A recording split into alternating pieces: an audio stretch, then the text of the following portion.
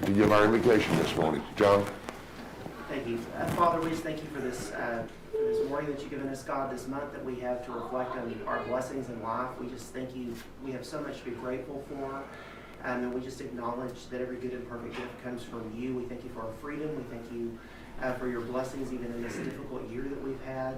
We just continue to ask for your blessings on Wichita County, and that you would stop the spread of this virus. Bless our health personnel as they fight against this. We pray for friends and family members that are sick and just lift them up to you. We commit this day to you. We thank you for your goodness to us. We ask your blessings and your wisdom and your guidance in all that we do here today. And we ask this in Jesus' mighty and holy name. Amen. Amen. Thank you. Go to the pledge and let us pray. I pledge allegiance to the flag of the United States of America and to the republic for which it stands, one nation, under God, indivisible, with liberty and justice for all. Now the Texas pledge. Honor the Texas flag. I pledge allegiance to thee, Texas, one state, under God, one and indivisible. Thank you. Thanks, Steve.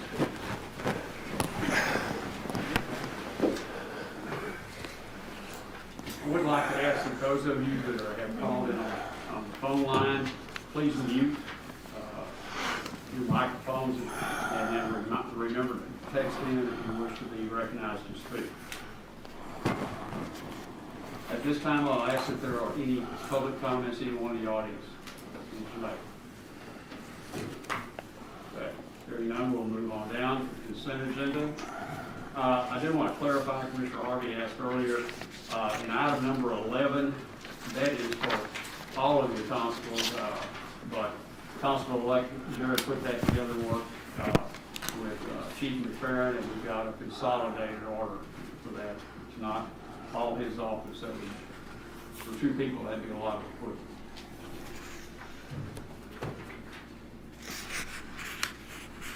Item number 9. Yes, sir. What is that, Judge? December the 14th?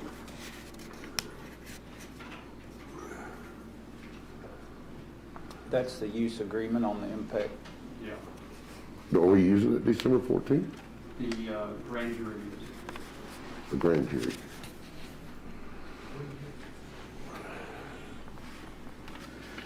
It's hard to get the spacing and do what they need to do.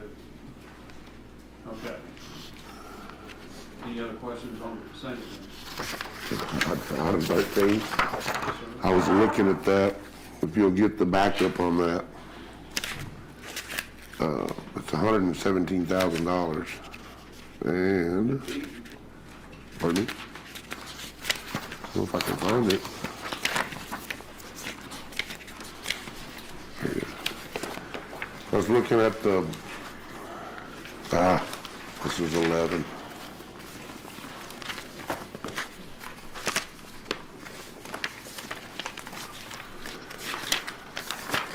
I was looking at this chart right here, Judge. It's a breakdown.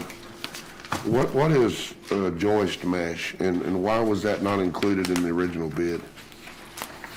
Same thing for fire sprinkler mezzanines, missing power. Fire sprinkler mezzanine was an issue that came about because the fire code calls for one thing, jail standards calls for another thing.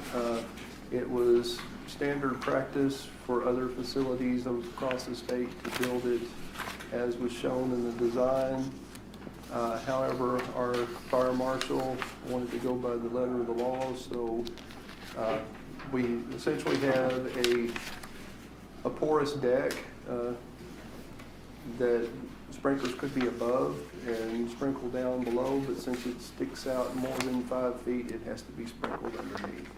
We had to add sprinklers underneath the porous deck, which added an additional cost.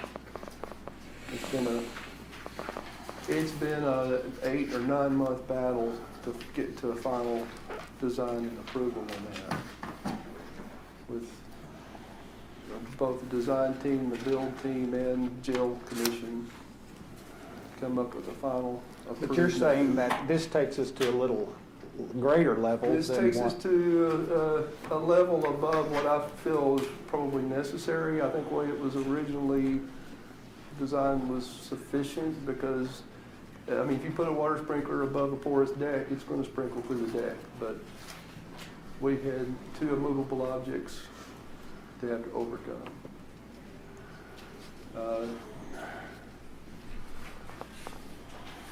You wouldn't even like to know some of the discussions, you know, over screws or rivets. I mean, we Yeah. got so far down the weeds on this, and it was, the only way to get moving on was to comply with the greater standard. That's what we did. Go down to item 142. Did we have a plan? Did the design people design to have a dishwasher in the kitchen? Yes, They did. Okay. Did they not design electrical power for it? yes, it did. Then why would we need to spend an additional $12,344 for electrical power for the dishwasher? Because the power that was put in there was not correct for the machine going in. Is that our fault? We don't think so, but we need to get it done, and so this is all being added to the things that will come about in the final settlement. That list gets longer. Well, it's just a lot of money that just, you know, if you're just looking down through here, you would think that that would be standard things that would be included in the original You $70 have no million. argument from either one of us. We've had, Well, why would we agree to pay that? because we had to get the job moving forward. It was gonna sit there and the job would have stopped. We received a letter from the principals involved in it that this would, we could file against their instruments for this kind of thing. And we've gotten some money out of them, but quite frankly, to not have this hung up forever. Decisions to move on, we still have the money to do that, it is getting tighter. But I'm like you, Commissioner, it amazes me for an experienced firm. That have built them all over the country. Been there, done that. And now, I will agree, standards are different, but there's some things that have been missed that are just, you know, like, is this your first one or your 16th? The sprinkler mezzanines was an exception, but the dishwasher electricals, Well, one it I got sounds like particularly that- upset about. It sounds like the fire deal was kind of our fire marshal, Yeah. not Well, I necessarily. mean, he was going by the letter of the law, by his standard. And he wanted to adhere to his standard, Right. which I don't fault him for that. But jail standards also says that we had to have a 5-foot wide landing. We asked to be able to put it on the sprinklers on the outside of the landing, and that would have made it, we'd had to shrink the landing by 2 inches, and that wasn't gonna work, so. We Yeah. tried every method possible to get Which would have been more expensive to change the landing. at that point, this was by far the cheapest method of getting a resolution to move forward. Okay. Just stuff that just stuck out to me that I thought, well, wait a minute. Yeah, and there, several of these things we did ask for ourselves, like the concrete pad for telecom, that was taking advantage of the situation. But Well, all the COVID stuff is COVID will be COVID covered. stuff, yeah. Or at least we're submitting. That's all I had on the consent agenda. Okay, anyone else? We didn't have a motion then to approve. So moved. Second.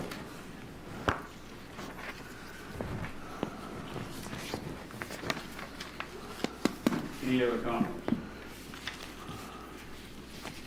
Okay, we have a motion by Commissioner Beecham and a second by Commissioner Watts to approve the item that is stated. All in favor, signify by saying aye. Aye. Opposed, same sign, motion carried 5-0.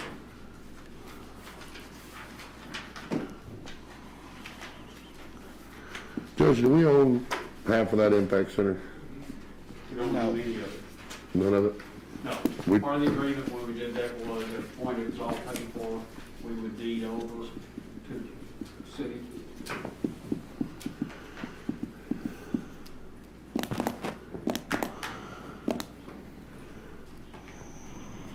Okay. Is the county, or, I called over there, okay. they should be here. item number 2 is review and approve the regular bills for payment. So move. Second. Commissioner Beecham, you took one of the bills to try to get some clarification on. Give it to Ms. Jennings, she's following up, Okay. helping me with that. I'll say that would be pretty fast, it's complicated as that. All right. Any other comments or questions on the bills? Okay, all in favor of approving the bills, signify by saying aye. Aye. Pose same sign, motion carries 5-0. Okay, let's go on down to item number 3, is discuss, consider, take action to authorize the purchase of 2 smart boards, 2 mobile M cards, and 2 VESA adapters for the district attorney's office for a price not to exceed $11,495.68 and paid from Department 429 transfer of 2020 unused salary or specific lines determined by county auditor. Mr. Gillespie. Thank you, Judge.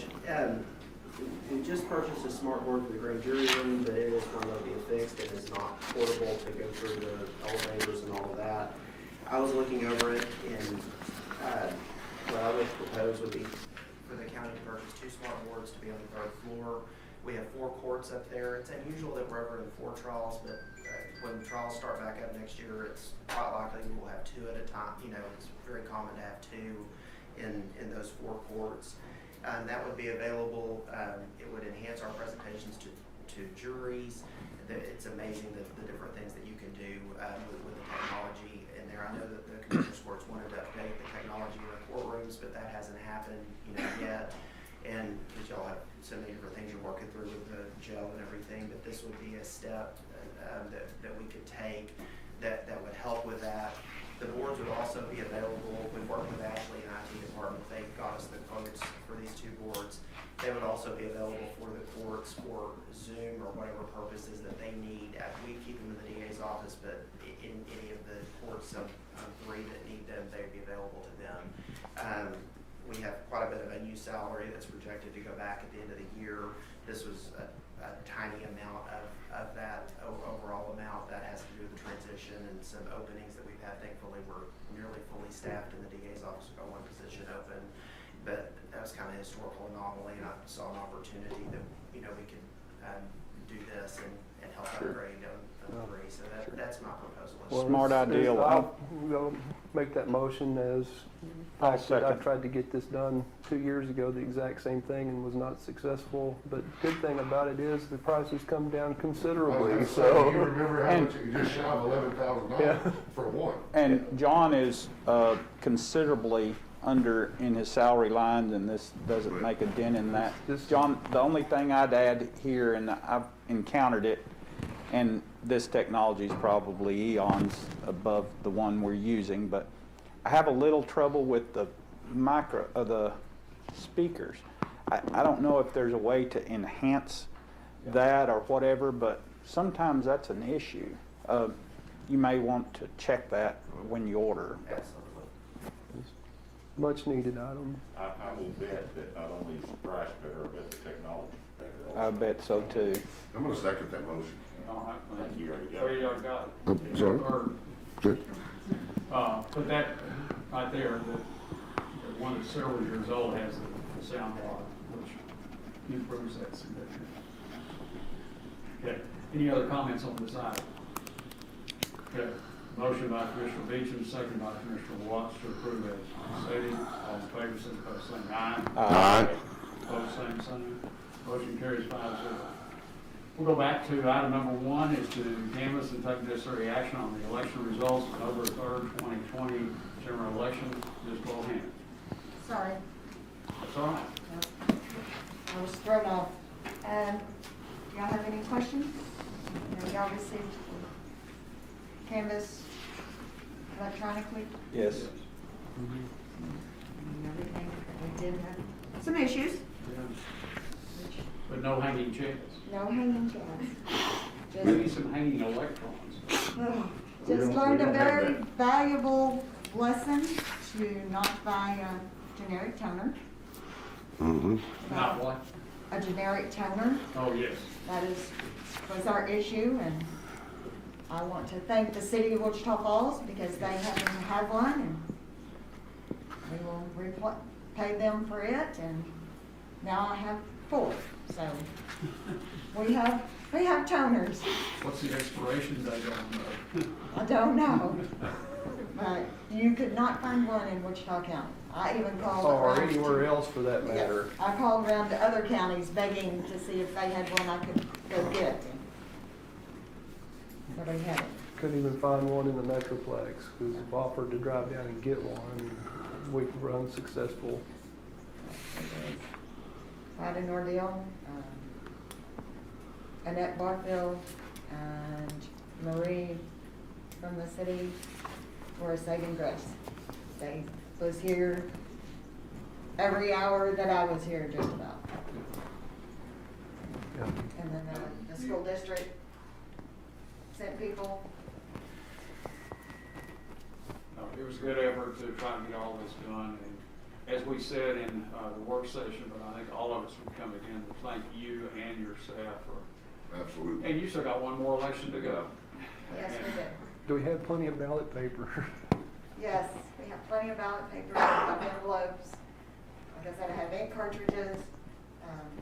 Actually, Benchmark sent one that's, will produce more, has more ink in it or whatever, thanks to IT, because I even called down there and actually could, I think, hear the desperation in my voice, so I got busy trying to find one. I mean, it was a team effort. Yeah. I'm not going to deny that because it was pretty rough. Half the county on the phone looking for an ink cartridge, so. Yes. And we call that Lesson learned. Midwestern and so. Yes. Lesson learned. Lesson learned, the Yep. state was very understandable. When I called and told them we were done, I had sent my stuff and they were very understandable. I do want to apologize to the citizens of Wichita County. We always have our results out that night. This was something I didn't foresee. Well, but we normally do that, but you don't have, usually there's not a race that's that close as the school board issues. Mm-hmm. And given the number of, ballots coming in from overseas, you had to wait on those, and of course, in this particular election, with so much at stake, the state was really pushing us to wait until, give it that, and if they wanted the results, but you don't, okay, which is it? You want results or you want a total count? If they wanted both. Yeah. Right. So how many military ballots do you think we received? Like 10 or 200? No, we're over 1,000. Over 1,000 military ballots? Yes. Yeah. Lori, with all the discussion that's going on nationwide about the mail-in ballots, were you satisfied with ours? I know there are always some anomalies that come in, some problems that you have to work out. Anything out of the ordinary? What was your impression of our mail-in deal? I mean, our post office worked with us well. They would bring the ballots in, if the mail had already ran and they got a bunch of ballots in, they would bring them over to us. But not a bunch of problems, because I know every once in a while y'all have to agree to redo one and to run it through. Right. That's normal That's normal. procedure, but nothing out of the ordinary, I guess is what I'm getting at. No. I mean, we usually always have to redo a lot of the military because we can email those to them. They have to print them out and then they have to mail that ballot back in to us. Well, when they do that, it won't go through the scanner. Yeah, so you gotta we do have reproduce to it, redo- yeah. Yes. And then that's when the ones that we printed on the generic toner, we realized that you could sit there and take your finger and run that barcode off. Mm. Well, if the scanner can't read that barcode, it's not gonna count. So after we realized what was going on, that's when we started looking for an HP. What is the barcode for?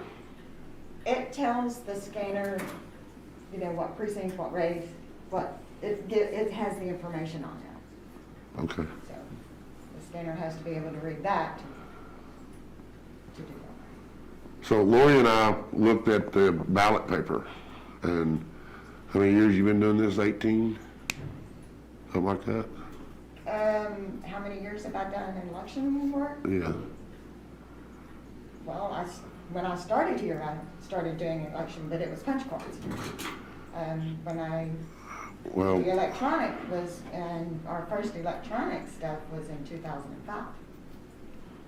so you've And I been took office in 15 years. 2004. Well, we held a blank piece of paper up to a light, and we didn't know it, she didn't know it, said it's been doing this for 15 years, and first time she saw it. On that paper is a watermark that says official ballot. And I guess that's how they're telling if a ballot is bogus or not, is if it's not on official ballot paper, then it's not considered. Is that correct? Did you just out of curiosity, did you check our ballots to see if they were all on official paper? They wouldn't scan if they're not. No, they would scan with the barcode. They would scan just fine. But without the watermark on there, that means it was printed off of just regular paper or They won't something. scan on You can't go and reproduce the ballot, is what you're No, saying. no, they can't, they won't. If it's this right here, this will not scan. That's why she had to redo the mail-in ballots from Yes, the military. This won't scan. Yeah. It does have to be on ballot paper. So, but like this, because this is what most of the military ballots are on, it's just regular paper and they won't scan. We don't have that old bad software, do we? Bad We software? keep hearing Where about did, it. Lori, where does that paper come from? Hart, we order our paper from Hart, which is Okay. who our voting equipment is from. So, that's where we get most of our stuff, except HP printer cartridges. Could I ask court to make a motion, to take action on acceptance of the canvass and the election results? So moved. Second. Any other comments, anyone in the audience? We have a motion from Commissioner Harvey, and a second from Commissioner Beecham to accept the canvass and the election results. All in favor, signify by saying aye. Aye. Opposed, same sign. Motion carries 5-0. Thank you. Thank you, Mayor.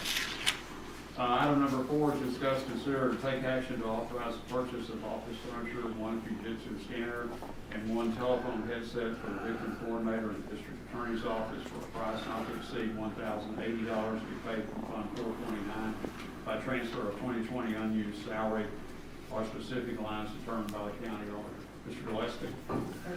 Thank Oh, you. yes, This was a shortfall that we didn't anticipate. It came from the grant. Last year, we bought a computer. The grant that we have in the Attorney General's office has different ways that you can spend the money. We bought a computer and they paid 100% of it.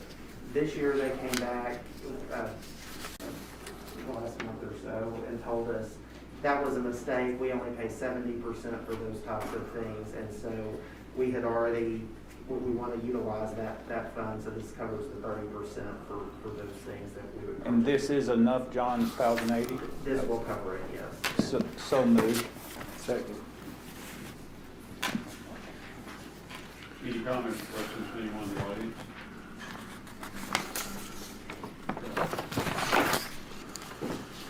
Okay, we have a motion by Commissioner Watts, second by Commissioner Beecham to approve the item as stated. All in favor, signify by saying aye. Aye. Opposed, same sign. Thank you.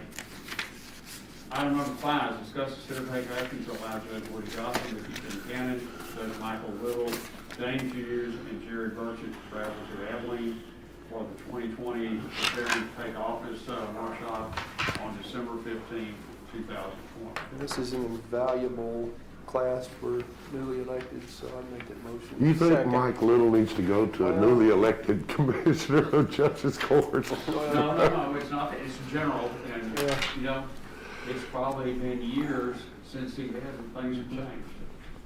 Oh, I bet it's been a long time There'll since be he no went. cost to it unless he charges for it. We're Right. going to one up in 2 vehicles, but, yeah, at any rate, that's the plan.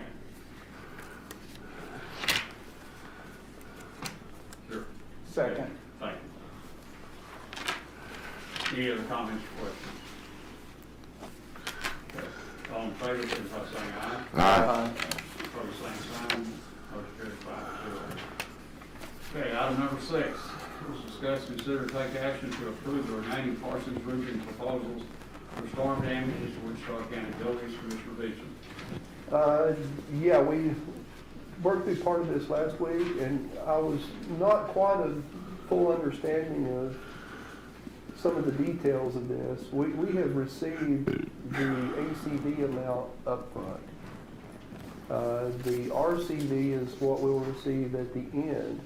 However, if we choose not to do a particular project, we can still receive up to the estimated RCV Oh, we can. applied to other projects.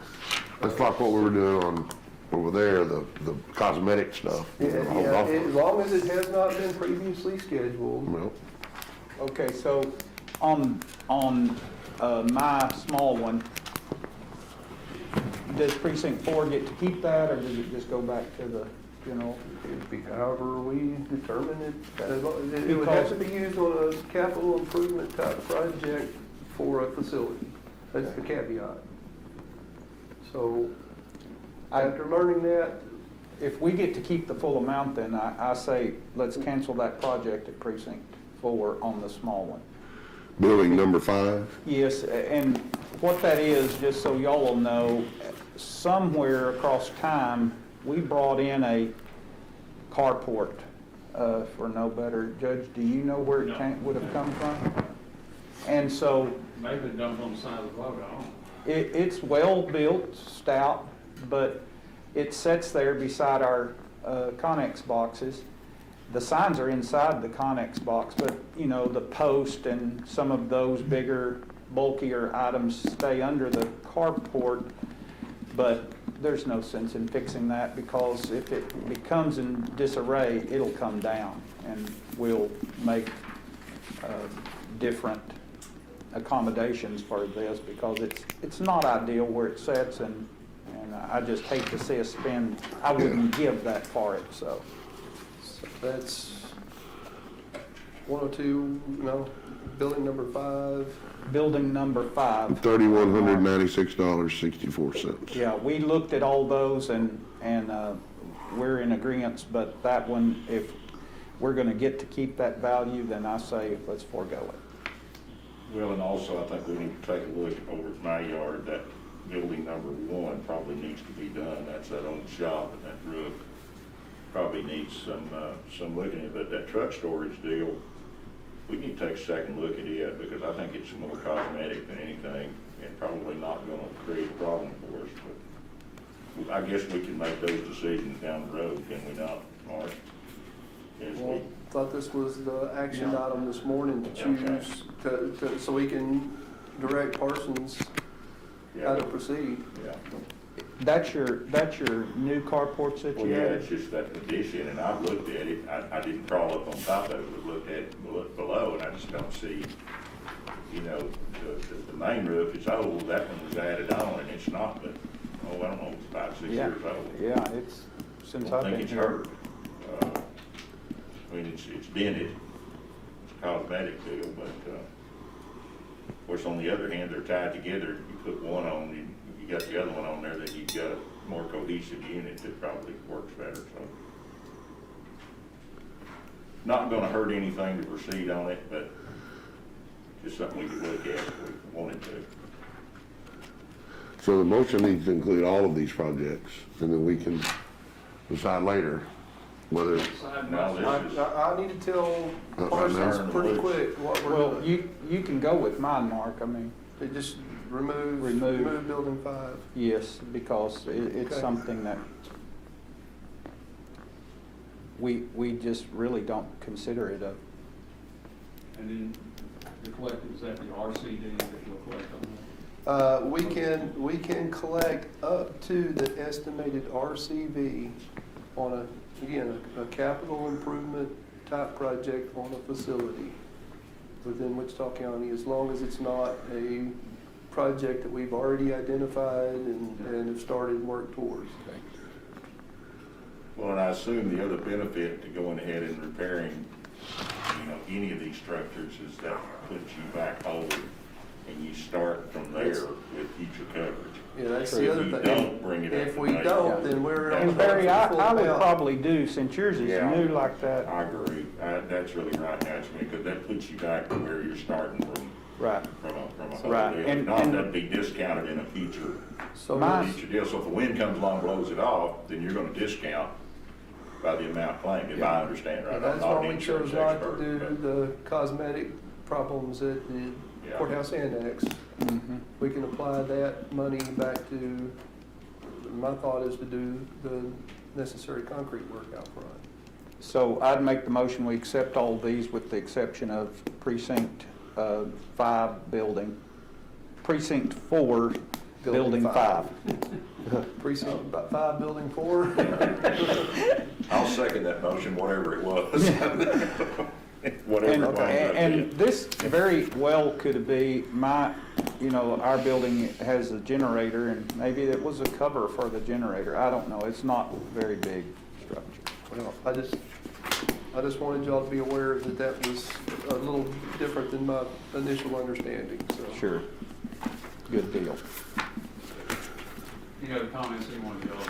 Okay, we have a motion by Commissioner Watts, a second by Commissioner Waller, to approve the item as listed with the exception to remove building 5 in precinct 4.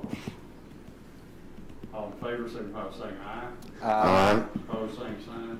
Motion carries 5-0. We are down to receive update on law enforcement center project, Commissioner B.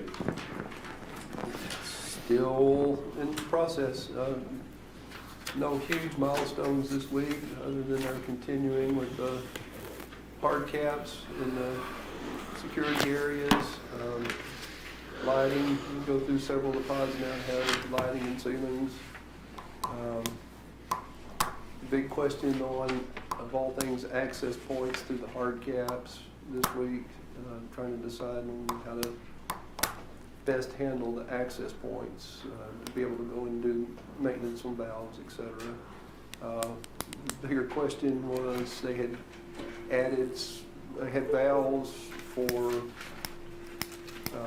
damper valves over some of the group cells, that the access points were directly inside the cell holding area.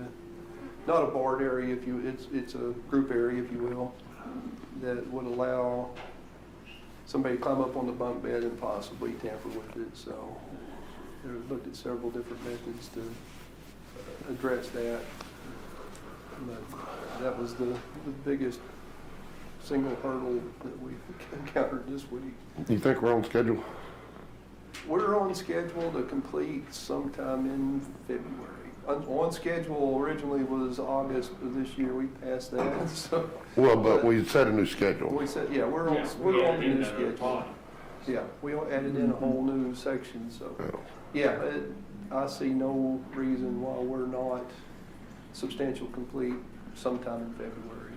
With a real move-in, actual functioning date sometime March.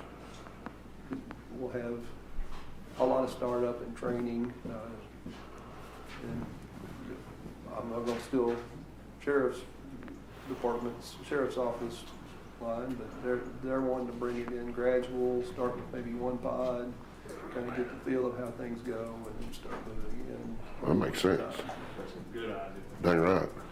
So probably fully functional, I would say by mid-April, fully functional. That'd be cool.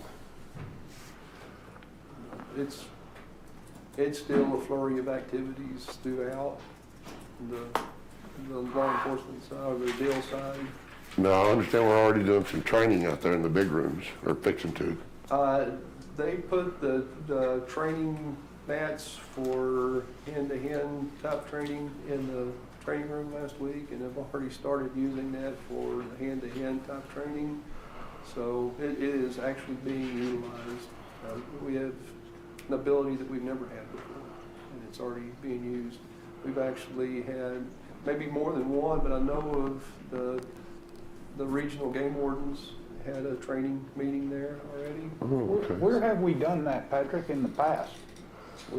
Vernon College. Oh, okay, Use their rooms. okay.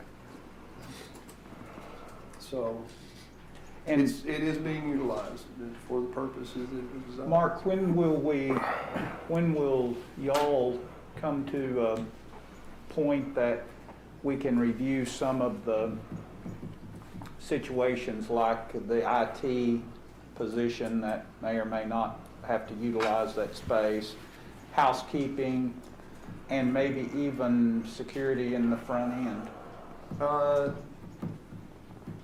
Housekeeping, I'm working with Will on an idea to present to the court probably in the next 2 weeks. Does it involve inmates? No, we'll use inmates to the best of our ability, but there are areas within the sheriff's office you really don't want inmates in CID, for instance. So, I think we have a proposal that we're working on that will work and not cost the county anything additional. As far as security, we did buy those COVID scanners or the temperature kiosks that will, once the building's fully functional, it'll be part of the building automation, so no one gets in unless they're scanned, facial recognition. And that facial recognition will actually be onto a server then? Onto a server, yeah. Well, it's not what you think of facial recognition like you see on CSI. It just determines whether or not you're wearing a mask or No, not. no, sir. No, it Well, I will talked to be. Robert about it, and I said, really, is that facial recognition? He said, well, That's why it's functioning right now, because we don't have it hooked into a server at this point. okay. It's just, right now, it's just determining if you have a mask on or not. That's what he But told me. It does full facial recognition. But will Okay. be able to look at somebody and say, hey, this guy's got a warrant for his arrest, he's out here visiting. I mean, that's potentially That's within the could realm of happen. possibility, yeah. I mean, you can set up, I think it's 4,000 unique facial recognition IDs within that system. I see. And really, everyone that comes in is scanned, their picture's taken. So we'll, database. even when COVID's long gone, and behind us, we'll still use the facial recognition Correct. aspect. On the public entrances, for sure. So that eases the need for additional security. Did talk to Sheriff a little bit last week about putting in a panic button system similar to what we have here for that front line. Have not pursued that because that was Thursday morning, and I just haven't had an opportunity to get on that project yet, so. But,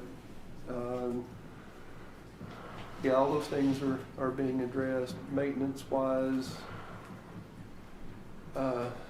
we have the 2 maintenance crew right now. I don't know if that will be sufficient on that big of a building.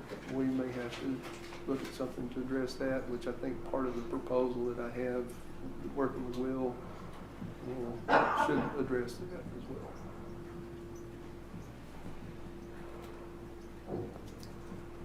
It's a lot. It's a lot. lot going on out there. It's a lot. Are we planning on having a grand opening or something like that? When it's all done, we'll, And COVID's behind us. COVID hopefully behind us a little bit. Kind of hard to have a big event when Yeah, we're asking people to stay away. right. So I think people do need to see what was built. It's Yeah. important to see what their taxpayers went A lot of through. people at church ask me, are we gonna be able to get a tour of that thing? I said, I'm sure we will. Just that, we just gotta get it finished. Arrested, you get to see a lot of it. More than you care to. But no, the idea we were having, I don't think that's gonna be feasible because of COVID. So we can't show concern one way and then throw it over. Right. So the sheriff and I have talked about, because he has the obligation of swearing his officers about staggered use of that building on Yep. January 1st. And might work in with some of the newly elected officials, not the ones that are returning to office, but first timers, to maybe have something out there during that time. So I'll have an email going out to them. I was kind of waiting on the sheriff to come back and do some things. I can put one email as 15. All right, we're down to any county officials in the audience that wish to speak at this time. Department heads. Then Commissioner Beecham, anything else, sir? I have nothing. Commissioner Harvey? Well, today's my last day for a little while. I wanted to say thank you to everybody. It was a lot of fun. We did a lot of work, got a lot of things done. And I appreciate you folks. I learned a lot about county government. And it's not the same as the corporate world by any means. There's lots of roadblocks there to keep you from getting stuff done. But I really had a good time. And I plan on being back. It's March of 2022. I'll be on that ballot one more time. So anyway, thanks. I really did enjoy it. Appreciate it. Commissioner Waller?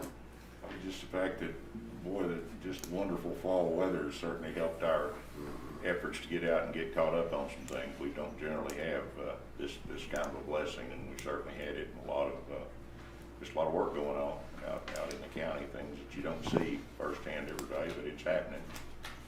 And hopefully, I'm excited to continue to hear good news on vaccines and things that are coming our way, so maybe we'll be able to see some light at the end of the tunnel of this terrible scourge that has been impacted on us from a foreign nation, but just hoping for the best and moving forward. Work goes on.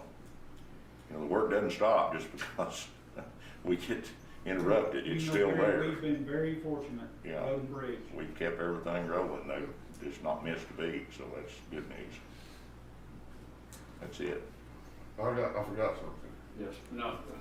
We're gonna smoke turkeys for folks that are in need this Thanksgiving. We're gonna do that and have them ready for delivery the day before Thanksgiving. We on our Facebook we put out a deal that you can go on there and just kind of let us know if you need one or not. Is it And for a church or for who? no, Who's just doing it? me, Oh, and I got Tag Davis and well, Cody why don't we Dickey. get a whole gooseneck load of, You stay away from me. Several years back, this knobhead said, "Hey, I got some turkeys. Let's deep fry turkeys and give them away for Thanksgiving." I said, "Okay, it sounds like fun." He pulled up with a stock trailer full of 32 live turkeys. That's We had to boil the feathers off of them. It stunk in my shop for about 2 months. We had turkeys hanging everywhere. We're not doing that. Do you just have to need one to qualify, or can you just want one? Just if you just want one. Anyway, I just wanted to add that. Go on to Facebook, let us know. We're gonna start smoking with my big trailer. I think I can put about 40 turkeys on there at a time. Wow. So, yeah, not live turkeys. Don't drop them out of the helicopter. No, sir. But anyway, go to my Facebook and then sign up for that. That'd be a blessing for me to help people during Thanksgiving. Okay. Commissioner Watts? yes, we have investigated Rockhammer. Barry and Lee helped me with that and come up with some different ones, and we've had them come look at our project. We are slowly but surely going to leave Old Lake Road clean after 40 years of concrete taking and what was some ravines out there at the time, but it got out of hand. But we have utilized that.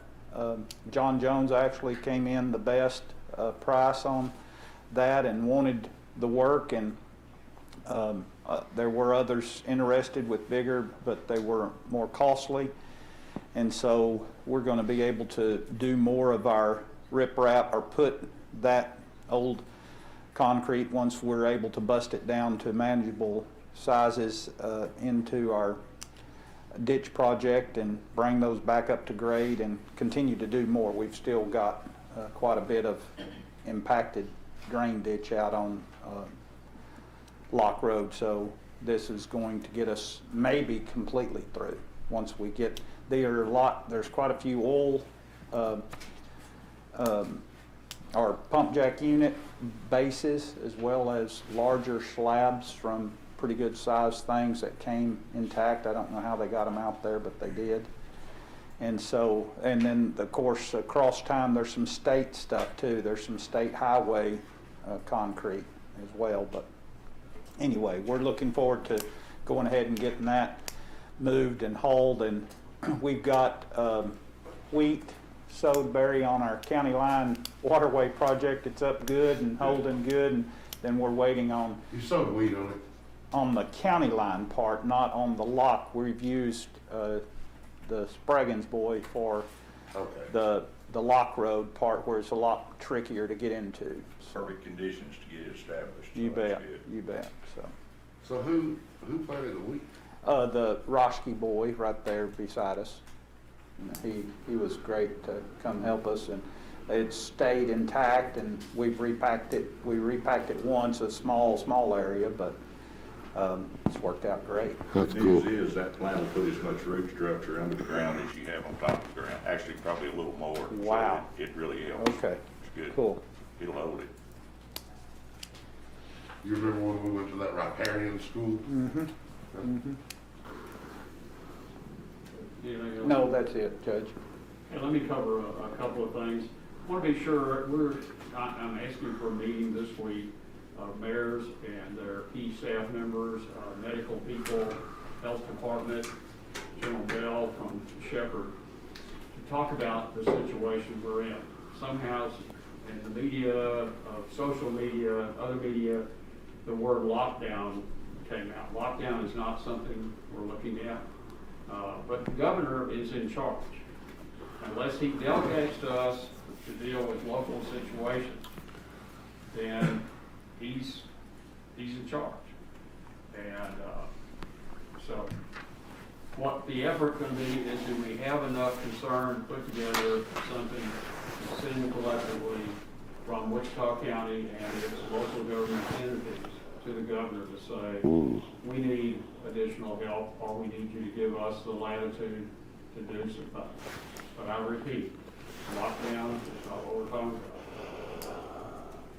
That's not gonna do it. I looked at a couple, 3 videos that people sent to me to look at of what has been done in foreign countries, how they come through with masking and social, and they're back to fairly close to normal, but they're still wearing masks.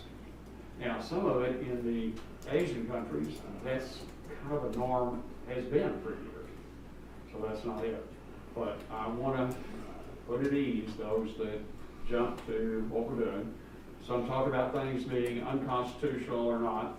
Well, under the government code, section 418, go read that if you've got questions. It does specify out what can be done, and it is very broad to deal with emergencies.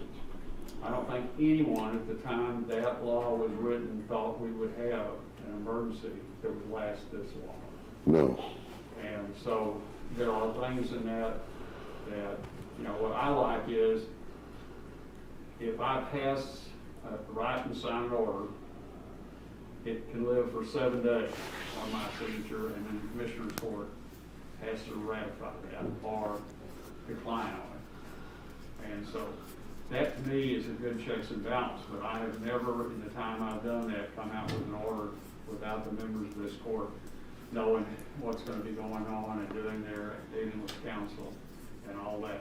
There's not going to be surprises. There will not be anything out of this meeting on Wednesday other than to find out where are we collectively. Because as much as I wish the governor had left local government in charge, I don't think the county judge should write an order under the circumstances we have today that just tells everybody else, forget your opinion. I'm going to tell you what to do. That is not the way to do it. That's not how we operate. Give us an example, Judge, of something that we could do in addition to what we're doing now. If we just do what we have to do, mask, social distance, not large gatherings. We're coming into Thanksgiving, and we're not getting our family together. It's, as a gentleman who is not happy with me said, it's all personal responsibility. I totally agree with you. But we seem to lack that quality. It's somebody else's job. Don't tell me what to do until something goes wrong, and then you should have kept me from doing it. So you're talking about the people that are just not care, act like they don't care. You see them in the grocery store, they're not wearing a mask. They're not wearing masks. Yeah, they're having NFL parties at their house on Sunday with 20 or 30 people, and that's what they're not taking it serious. Well, and it's even, of course, one of the things that the governor will not, and I don't want to be in and out of churches, but I've gotten a letter from a little lady, who didn't tell us her name, didn't tell us what church she went to, but she wants me to do something about her church's lack of social distance and masking. I'm proud of our church. We do 2 services now, and every other pew is blocked off. You can sit together as a family, but that's it. I mean, the auditorium is really, our Sunday school classes got 2 empty chairs between everybody. Now, Debbie and I can sit together, but I mean, it's spread out, and we all wear a mask. I think our church is doing good, and maybe it's just because we have the facilities to do But good. it's like many gatherings, people do well. You know, when I had some people question why I wouldn't open those unopened bars, because if they didn't do what they were supposed to do, I was responsible for opening them, but I didn't have the authority to tell them to close your doors, you're not following the rules. And, you know, our biggest problem is people that cannot contain themselves and follow. Will that be the overall cure? Is it the silver bullet? No. But it just can't hurt you to try and go along and do those things to see what they'll do to help. Okay, the other thing I want to do, I'm going to step away from the bench here a minute, and I want to come here personal, Commissioner. What? Now, you were the guy, we talked about these coins, you were the guys who got one. I think you gave all yours away. I did. Well, you got one now. Thanks. Thank you. And the truth is, I gave half of yours away. Yeah, I know that And half of Barry's, half of Barry's and half of jail. I thought this was something that was really needed. We live in a military community where they do challenge coins, and this really sets off our county. It's very professional looking. And I was proud to give these to people and to the generals and stuff at the base. Yeah. I gave one to General Webb, and he said, Lee, you come to the Pentagon, that coin will be on my desk. And I think that's great to have that recognition for Shepherd and Wichita County and what we do. So I encourage you to buy some more of these, tightwad. Thanks, Judge. Yes, sir. Appreciate it. Which, by the way, those were bought with individual funds and not county money. Yeah. We all Yeah, did well. each commissioner paid for Yeah. 200. I think we got 200 each. Except for you. Except for me, I got about 900, yeah. I'm like, yeah, I hit that. Well, Jeff had to hide his from me. I had him in that top left-hand drawer.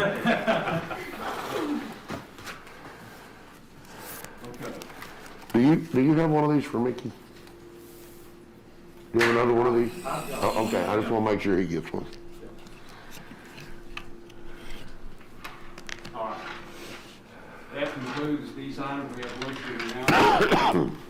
Posted pursuant to section 551.074 of the Texas Government Code, personnel matters to deliberate the appointment, employment, evaluation, reassignment, duties, discipline, or dismissal of the Human Resources Director.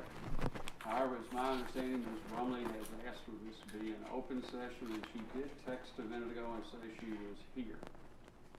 Judge, Yes. before you proceed, I'd like the record to note. Court Administrator Nancy, if she would, that I'd like to recuse myself from this discussion as well as action on the agenda item. So, Thank you,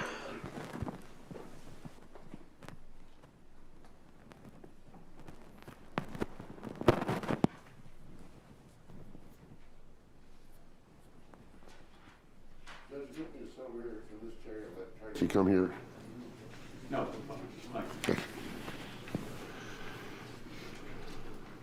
Mr. Hampton, is Brumley out in the hall? No, sir. Miss, She's on the conference? She's on conference. Ms. Brumley is in quarantine. Okay. Okay. Pardon me. Brumley, can you hear me? Yes, sir. All right, thank you. Is it my understanding correct that you wish to have this an open session? Yes, sir. All right, thank you.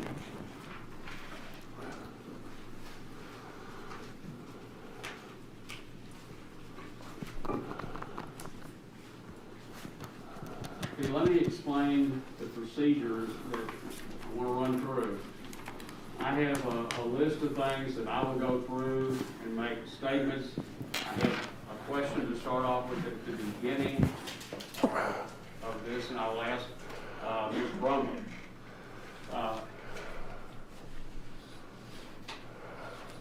At this time, let me go here. Once I have finished my presentation and Ms. Brumley has responded, she may make her presentation and call any witnesses that can attest to your credentials. That is the subject that we're dealing with. Okay. The matter involves verification of credentials for the HR director. Ms. Brumley, do you have any documentation to substantiate completion of the SHRM SCP course? Yes, sir. Okay, do we have that here? Yes, sir. Are you talking about the documentation you have already furnished to us? Yes, sir. I'm mostly sitting on my exam results. Okay, thank you. That is in our records. Okay, now we'll continue on. Ms. Brumley, as of today, we checked the site, and there is no listing on the SHRM directory of Amanda Cameron or Amanda Brumley from Texas. The only listing is for Amanda Cameron of Fairfield, Connecticut, who holds certificate ID number 084077.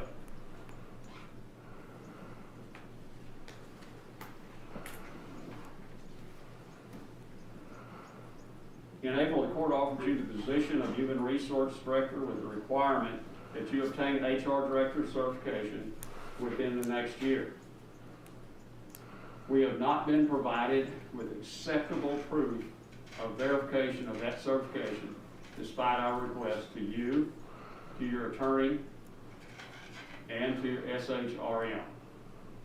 Was it a requirement that she receive that, or was it a requirement of her pay raise? She was to receive it. It's in the court order. Speaks pretty clear.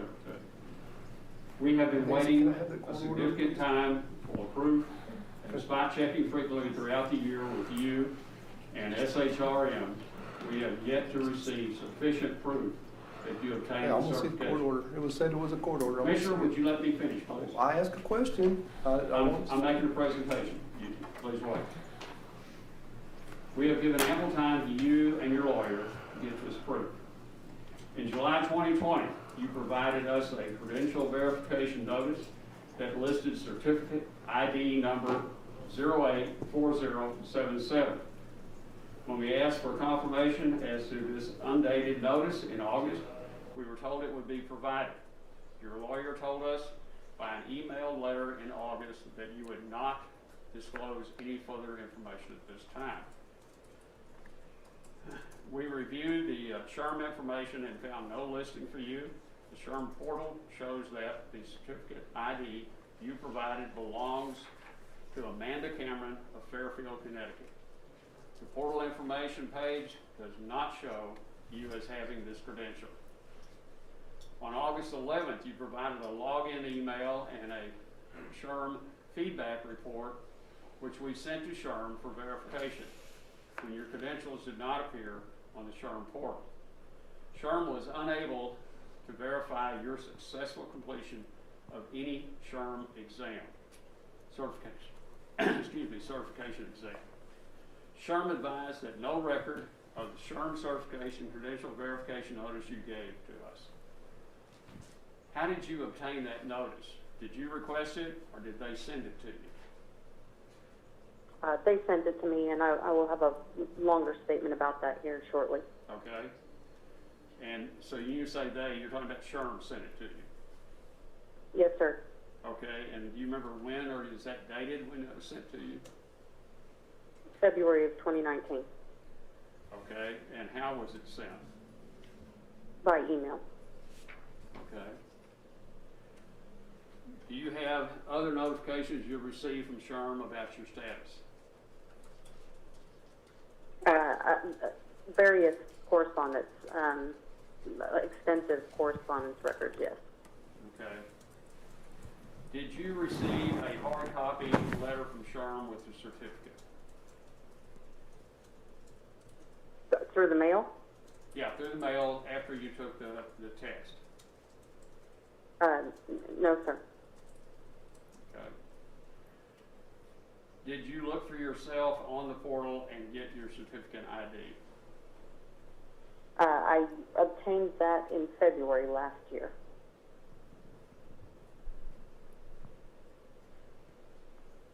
What was that number? The only number that we've been provided at this time. The 08 number? That was the one they had provided me, yes. Okay. Do you have any other documents that you wish to provide? I'm sorry, I did not hear that. Do you have any other documents you wish to provide? Possibly, yes, sir, but as I am not there today, I do not have anything that I can provide today. You could not have sent those with someone else? I'd actually like to make a statement and that would understand a little bit more about the situation. And also, just for the record, my attorney is also on the phone who has additional information. Okay. Then go ahead and proceed. I meant to make this statement at the beginning, but you had your procedures already set up, so Yes, I was just waiting. But I am sorry I can't be there today. My husband was exhibiting symptoms last week and was sent home from work under suspicion of COVID, which Constable Brewer can attest to. And our youngest has a medical condition that places her in that high-risk category for serious complications related to COVID. So my husband's symptoms are being monitored, and he's undergoing testing by our local doctor. And due to her, my daughter's condition, we are also under orders from COVID, or from Cook's Children, to monitor her for COVID for any variations to her normal medical condition. And actually, under the circumstances, our household has been placed under quarantine. We've been quarantined for several days under suspicion of COVID symptoms and testing from household members. So that's why I'm not there this morning. Okay. But No. that is why I have contacted Karen Fitzgerald, my attorney, and she has more information to provide to you on my behalf. I would move under the circumstances that we delay this until she can present in person so she can provide those additional documents that she has. Don't hear a second. Let's You didn't give time for a second. Okay. Is there a second? Can we ask what additional documentation that they have? Yes, I don't understand why it's not here. That could be done electronically by her attorney. Let's let her finish her statements. Let's hear her attorney's statements. That is it. I would like Ms. Fitzgerald to have the opportunity to speak on my behalf. She can provide much more information. All right, thank you. Ms. Fitzgerald. Good morning, everyone. Can you hear me? Yes, ma'am. Okay, thank you very much. I appreciate the opportunity to address the concerns that we have about the Commissioner's court proceeding on this issue. You are all fully aware of the effort made to remove Ms. Brumley from her position in July 2019 that failed. As Commissioner Beecham was saying earlier, Ms. Brumley is not required to have the SHRM certification for her position. Just like former County Auditor Deb Stevens was not required to be a CPA, and it was not held against her when she allowed her CPA license to lapse, this is the same. Ms. Brumley is not required to have this certification for her position. She was told she would get a pay raise when she got the certification, but she's not required to have it. Ms. Brumley took the SHRM certification test in January 2019 and was told that she passed the test. She took the test under her former married name of Amanda Cameron, and when she did so, she was assigned a specific SHRM eligibility ID number that was SHRM APP 90447. On February 7th, 2019, Ms. Brumley received an email to her Yahoo email account notifying her that her test results were available for review. Ms. Brumley logged into the SHRM portal and printed out her test results. The test results that she printed out showed an eligibility ID number of SHRM APP 90447 and showed that she passed the test. Ms. Brumley kept a printout of those test results, and I believe she has already provided those to you. After she obtained the certification, she obtained a pay raise because of that. But again, I want to remind you, she's not required to have that certification for her job. Earlier this year, in January 2020, several employees reported concerns to Ms. Brumley that Ms. Brumley was then required to report to law enforcement authorities, which she did. In January, I think it was on January 14th, the commissioners learned of Ms. Brumley's report of alleged violations of law to law enforcement authorities because we provided a letter that notified you that she had done so. And we requested that ongoing hostility toward Ms. Brumley cease. Just a few weeks later, in February 2020, Judge Gossam met with Ms. Brumley and asked for a copy of her SHRM certificate for the first time ever. We found it very suspicious that the county would be asking for a copy of the certificate just weeks after Ms. Brumley engaged in this protected activity. In March, Ms. Brumley was communicating with SHRM, and there was some confusion because there was the Amanda Cameron in Fairfield, Connecticut, and Amanda Cameron in Texas. And in the process of trying to get her certificate and to get the emails on the account straightened up, it appeared SHRM tried to merge the two accounts, and basically things became a mess. However, in March, Ms. Brumley was able to order her official certificate. And then, like I said, there became some additional confusion about what was happening with the two different accounts for Amanda Cameron, the one in Fairfield, Connecticut, and the one in Texas. And I think the ID number referred to for the 084877 is the Amanda Cameron in Fairfield, Connecticut, not Ms. Brumley. As Ms. Brumley continued to try to pursue this, she got a letter from SHRM. Well, first, as Ms. Brumley continued to try to pursue it and to try to get a copy of her certificate, Commissioner Beecham actually contacted SHRM to try and get a copy as well, and was told that Ms. Brumley would have to sign a release of information before SHRM would release any information about her account to anyone.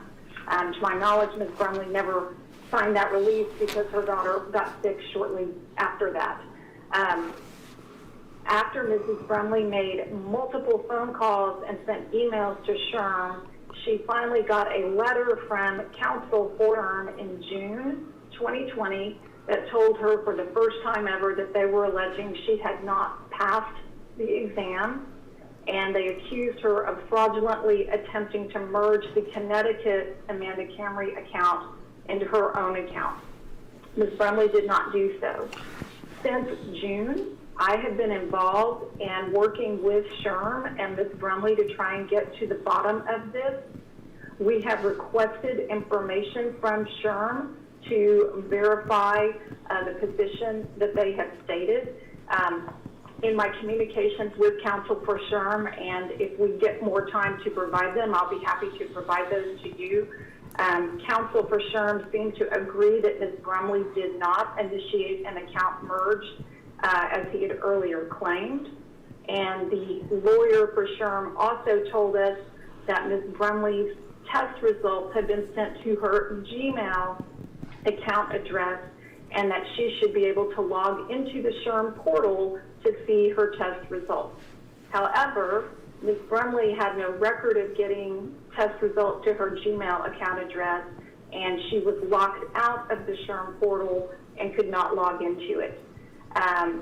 In August, I again sent an email to counsel for SHRM, and I asked him for a copy of the email sent to her Gmail, a copy of any test results they had showing that she didn't pass, and I also asked him for copies of any tape recordings they had of Ms. Brumley's calls or anyone calling on Ms. Brumley's behalf, because they were saying that they had tape recordings of the telephone calls that would support their position. On August 4th, I also made an open records request to Wichita County asking for emails between August 1, 2019 and August 3rd, 2020 that mentioned Ms. Brumley, SHRM, and other relevant terms. This included any emails that would have been sent by some members of the Commissioner's Court. On August 11th, I again followed up with counsel for SHRM. I sent him a copy of the test results that Ms. Brumley had printed out for the ID SHRM APP 90447 and asked him to explain why, when she had been able to print out test results that showed she passed under an ID number that matched the ID number that she took the test, why they were contending that she now had not passed. I again asked him to provide us with any documentation that supported their position that she had not passed and that notification had been sent to her Gmail account, or that there was notification in the SHRM portal that showed that she had not passed. SHRM has refused to provide that information to us. They continue to refuse to provide that information to us. And we've recently tried to escalate this with SHRM by having Ms. Brumley go straight to the chairman of the board of directors. While we've been going through that process, as it related to the Open Records Act request that we sent to the county, we received a suspiciously small amount of emails based on our request as compared to prior open records requests. And the county claimed a very expansive privilege on much of the documentation, claiming that it either fell under confidential employee information or included attorney-client privilege information, and the county reached out to the Attorney General's office for guidance. The Attorney General responded to the county on November 2nd, so just a few weeks ago, and ordered it to supplement the Open Records Act production. We have not yet received the additional emails related to Ms. Brumley and SHRM, which we believe would be highly relevant to this discussion. And of course, we fully intend to make another open records request relating to documents leading up to this meeting. We believe that the county is rushing to address this issue today because it has not yet had to produce the emails. And while we cannot say for sure, we suspect that there might be emails in that Open Records Act production that are helpful to Ms. Brumley. We feel that this action is in retaliation for Ms. Brumley's earlier protected activity in reporting possible illegal activity to an appropriate law enforcement authority. And we ask that you do not move forward until we can get additional information on the open records request and get the additional documents out of SHRM that they're simply refusing to produce to us. As I said earlier, the situation is really no different from that involving the former county auditor who had allowed her CPA license to lapse. The county said at that time that that was okay because she was not required to be a CPA, and the county did not cut her pay when it learned that her CPA license had lapsed. Ms. Brumley is not required to have her SHRM certification. SHRM cannot explain why Ms. Brumley did receive a notification with her eligibility number that she took the test under, saying that she has passed. And we don't know what happened with the two accounts and why they haven't been able to straighten that out. But Ms. Brumley has produced the documentation showing that she It's an passed. open meeting, what was said. And so, you know, we apologize that we can't be there in person, but we would like the opportunity to present those documents to you once we get the additional records from the open records request. And if we can get additional documents from SHRM. And I will stop talking now. I have a question. Commissioner Harvey. Ms. Fitzgerald, how much did this course cost? Ms. Brumley will need to answer that. I believe it's like $1,500, but Ms. Brumley, can you answer that? Yes, ma'am. The course that I took, the prep course, was $1,500, and the test itself was $400. So how did you pay for that? I paid for it by card. Can you provide the court documentation where you paid the $1,500 to take the course? Yes, sir. That's painful. I can also provide the receipt for the $400. So, I mean, it sounds like to me she took the course. It sounds like. That's not the issue. The issue is that you pass the test and receive a certificate number. We have run that number on their website and came up with nothing. The information that she furnished us, all those things, we received a letter from General Counsel that said they could not verify that, and that they also point out some things in the letter from Dr. Alonzo that they thought were irregular. Who was Dr. Alonzo? He's the director of their professional education At? at SHRM.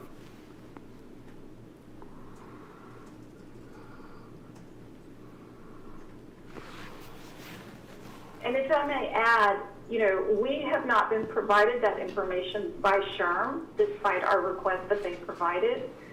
We have asked them to provide copies of any telephone recordings that they have relating to people who either Ms. Brumley's calls to SHRM or anyone calling in with questions about the account.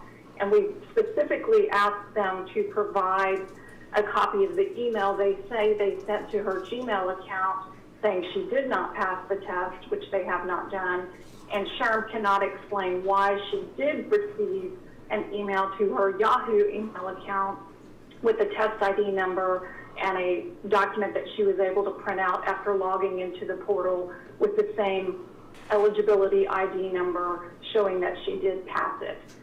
So SHRM simply has stopped responding to us and trying to provide information to clarify what's happened there.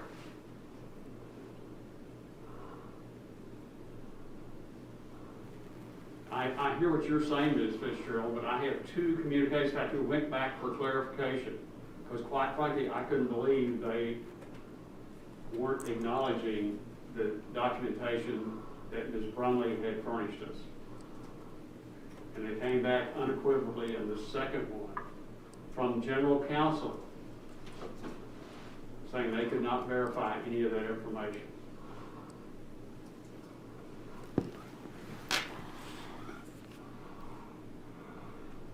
Just so you'll know, I asked our clerk in here to look up and find the appointment order from the Commissioner's Court, actually to clarify the point you were raising there.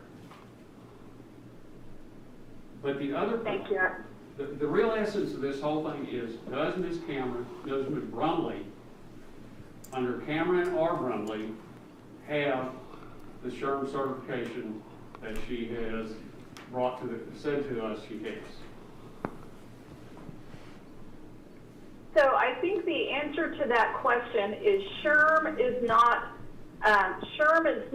saying she has it. They're saying she did not pass the test, but they cannot explain why she has a document that matches her test ID, taking number, and test results showing that she passed the test. And if she passed the test, she should be able to get the certificate. And so SHRM can't explain to us why they can't verify that she passed the test or not, given that documentation. And they've just shut down all communication with us. Well, they freely communicated with us and denied they could verify that information.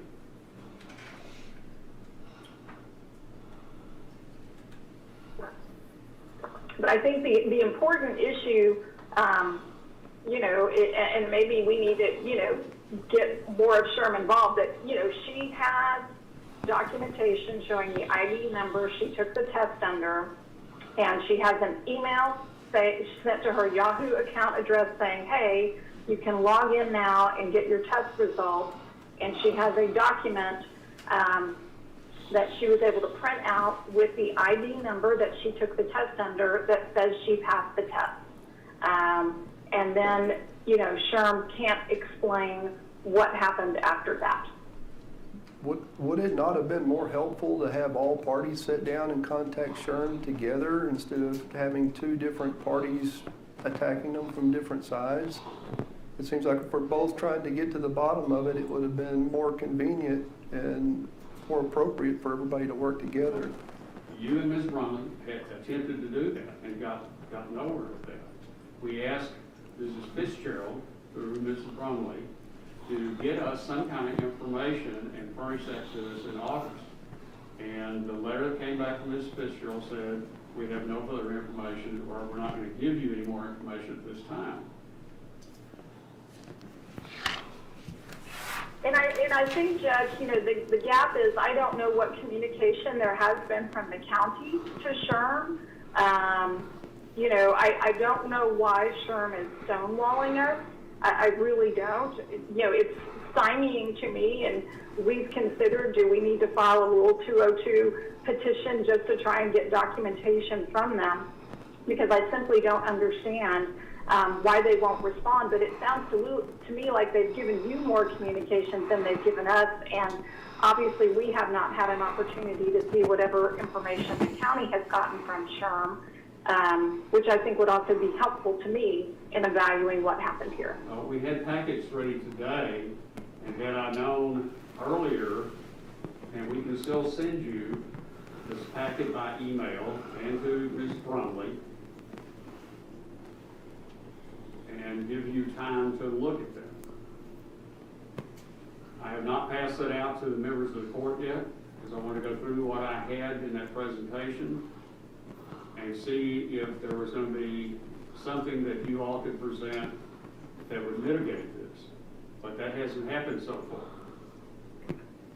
Well, I do have, Ms. Brumley prepared, and she sent a letter last week to the chairman of the board of SHRM, and we prepared 10 exhibits to show all of the communications, the email thread and the communications and the documents that show that she received something showing she passed, and then copies of my communications with their counsel.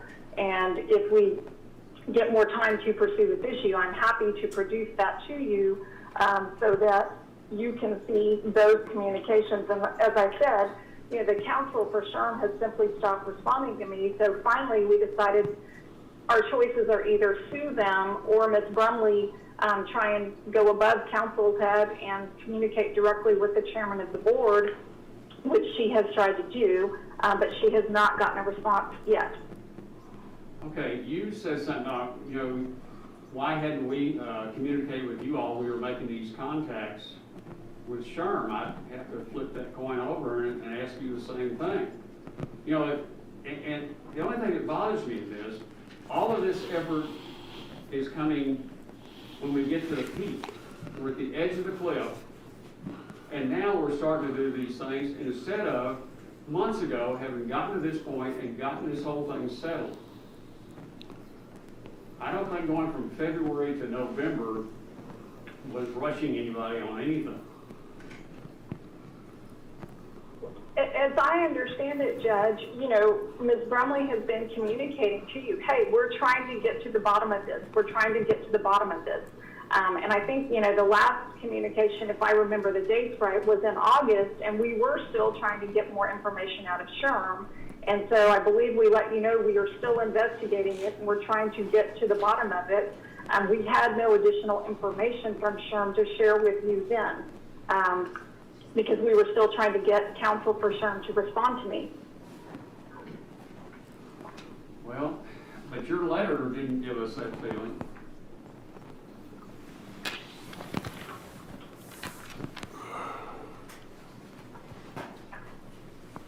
Dave, what is SHRM? I understand but is it a governmental agency? No, Is it's a professional association that provides certification for human resources. It's It well stands known. for the Society of Human Resource Yeah, Management. I assumed that's what it stood for. I didn't know what the structure of it was. No. Yeah. It just seems odd that we can't get, Well, this seems like something that could be straightened up in 15 minutes. the two letters we had come back from them said they could not verify any of the communications that Ms. Brumley gave us. Let me ask a question of either attorney or Ms. Brumley. Now, if I understand this right, just for my clarification, you did have a way to log in and see test results some months ago at one time. Is that correct? Amanda, if you want to answer, sorry. Yeah. Yes, sir. Okay. When I took the test, I logged in and I received my test results based on the email they sent me, the login they sent me. I went on, I logged in, I printed off the results. I even showed them to Commissioner Beecham, as he's my daily liaison for my office, and showed him that I had passed the test. And roughly when was that? That was February last year, and that was the last time this was even been discussed until 19. this year. And I understand now that you cannot log in anymore, is that correct? Due to the communications and everything that has gone on this year, I don't have access to that part of the website anymore. Okay. Thank you. Curious as to why you could and now you can't. And,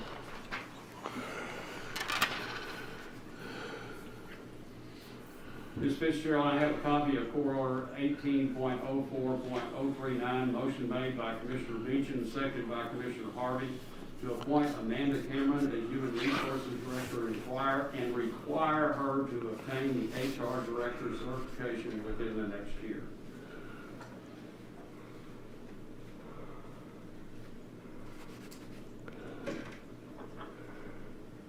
And obviously, I am not there, so I cannot see the order. My understanding was that that it was not part of her job description and not a requirement, but that it simply related to whether she would get a pay raise. It does not say that at all. doesn't mention pay.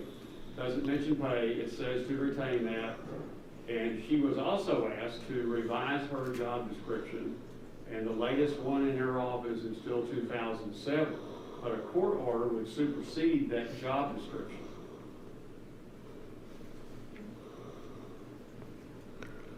What I think might be an appropriate thing to do kind of is go with one of the suggestions that Amanda and I have been contemplating.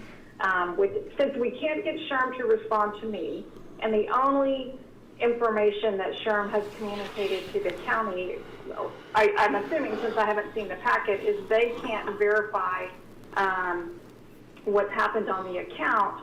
I think maybe we should put this on hold and try and do a 202 petition to SHRM to try and get a complete copy of all of the records on the account and to try and figure out who's called in, what's happened, why they can't verify the information she printed out under her ID number, why they can't verify that she passed the test.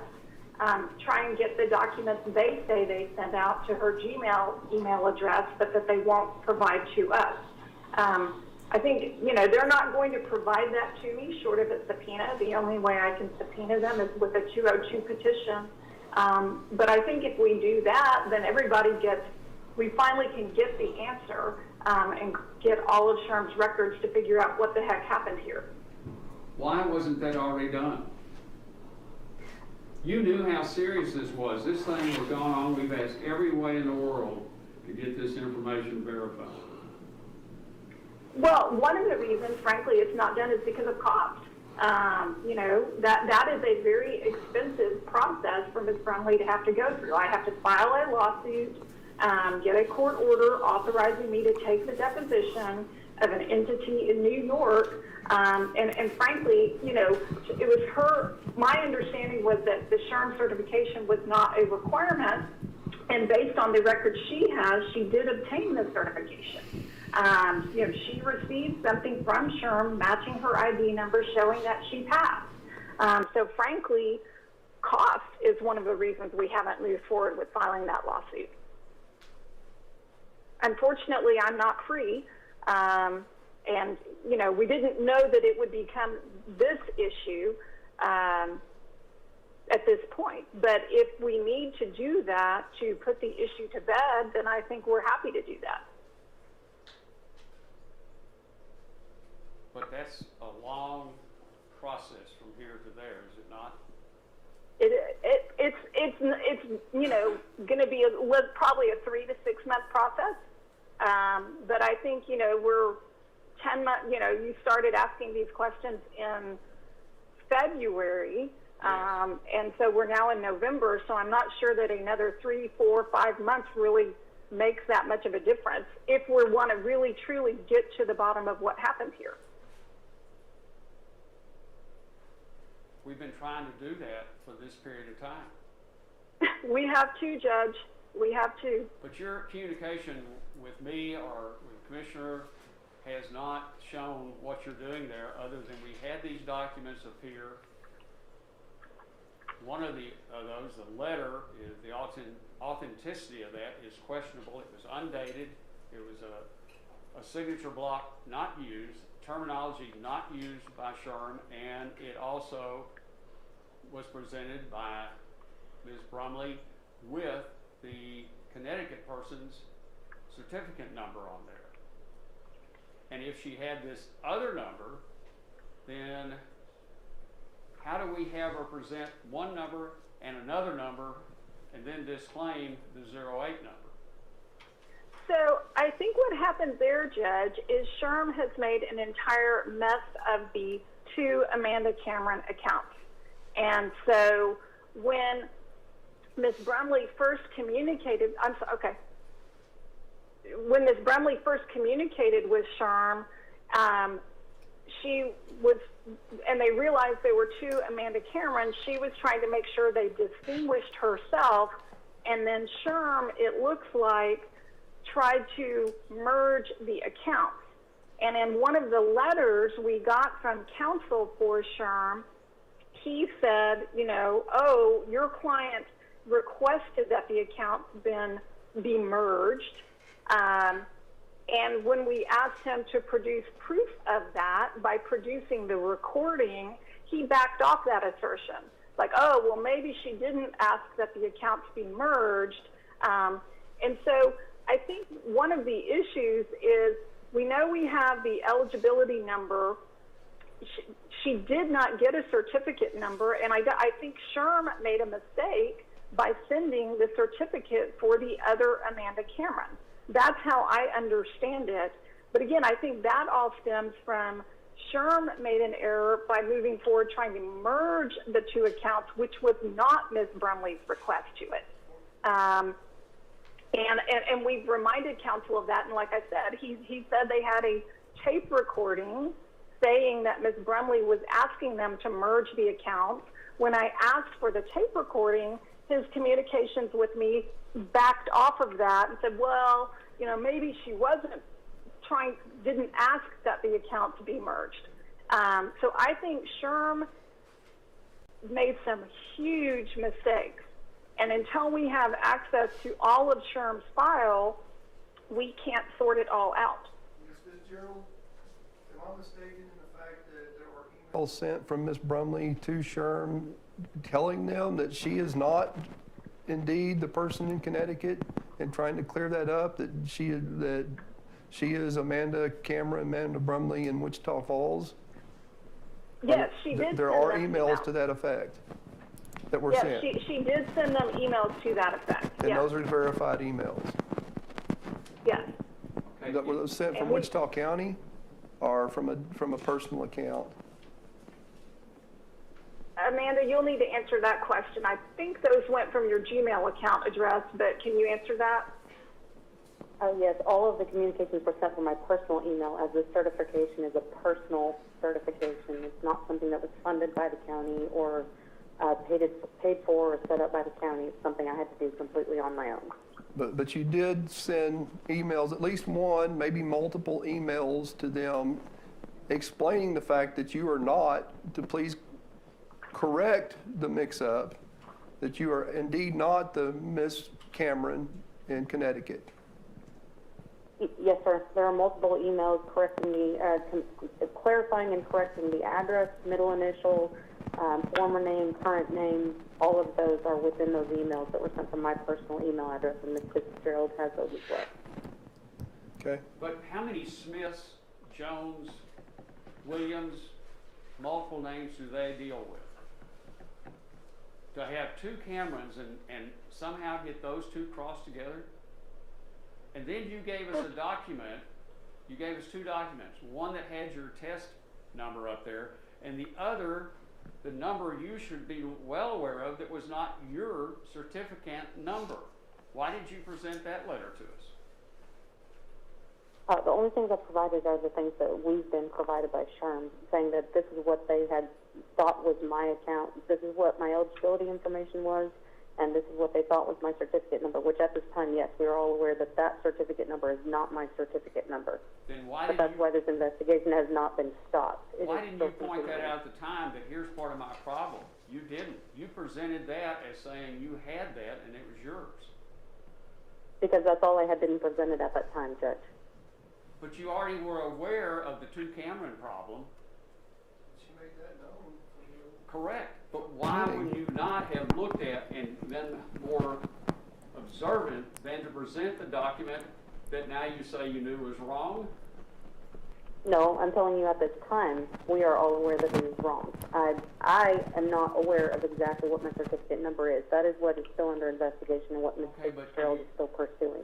You knew the 08 number wasn't yours. Not at the time, no, I did not. That was just a short time ago. In the other Several dialogue, you months talked ago. about this ongoing issue of Amanda Cameron, different middle initial, and you talked about trying to work this out with them, but yet you presented that other document. Judge, if Yes, I Judge, can we're all clarify, aware. Judge, this is Karen Fitzgerald. If I can clarify, the applicant ID number is going to be a different number than the certificate number. Yes, ma'am? And so when Ms. Brumley got the certificate number from SHRM that she provided to you, she would not have known initially that that was not her certificate number. Do I have that right, Amanda? And so, Yes, and then ma'am. it's only later that she learns that that certificate number was the certificate number assigned to Amanda Cameron in Connecticut.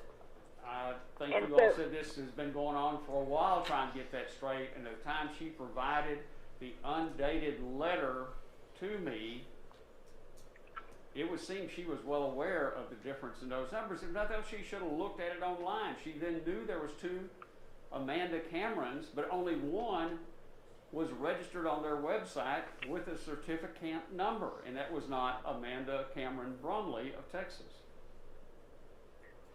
Right. That's why she's then trying to figure out, hey, SHRM, what is my certificate number?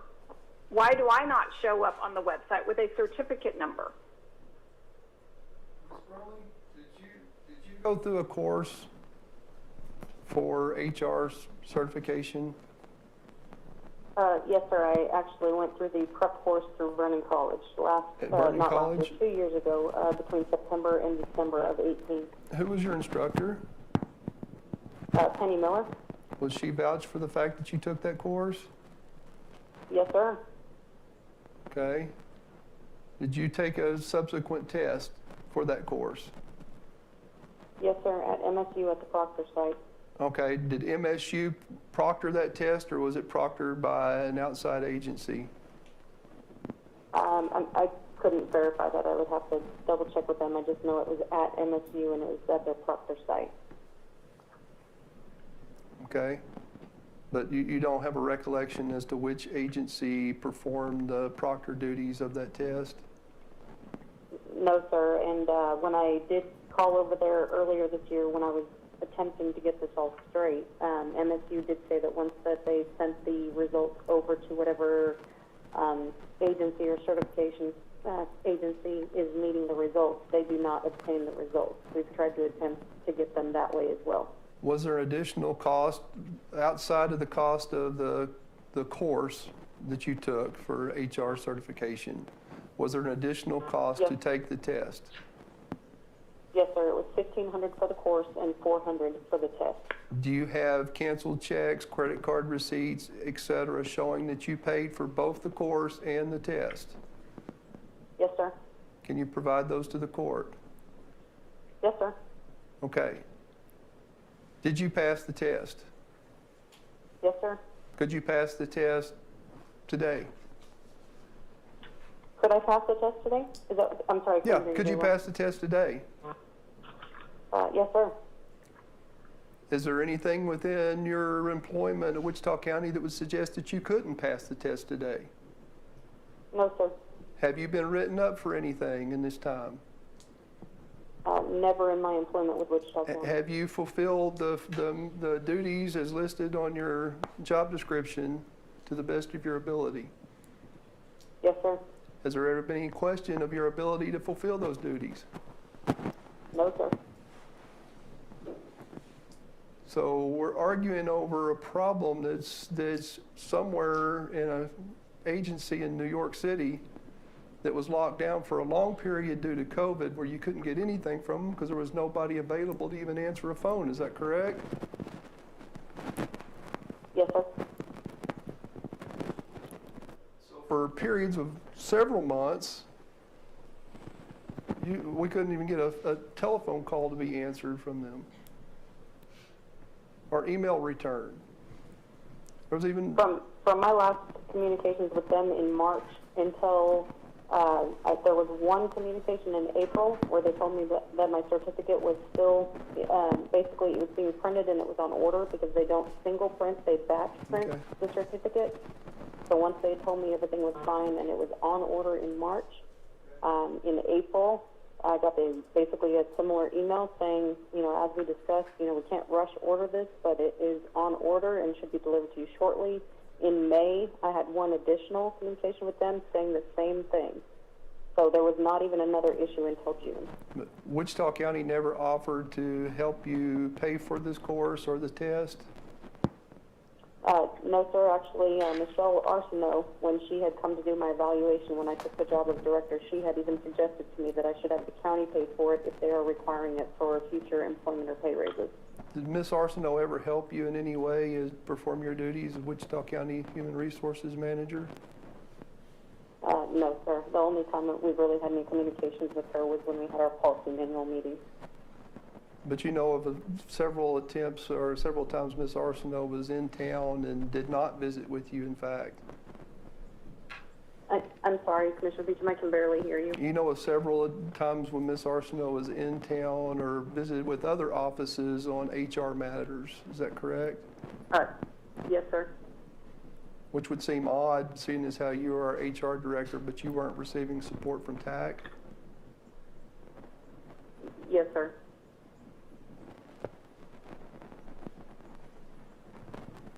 Okay. Would there be any purpose? I mean, it makes very little sense that you would pay for the course out of your own pocket, you would pay for the test out of your own pocket, you would receive an email that you passed the test. Would you lie to the fact that you passed the test? I'm sorry, sir. Would you lie the fact that you passed the test that you paid for?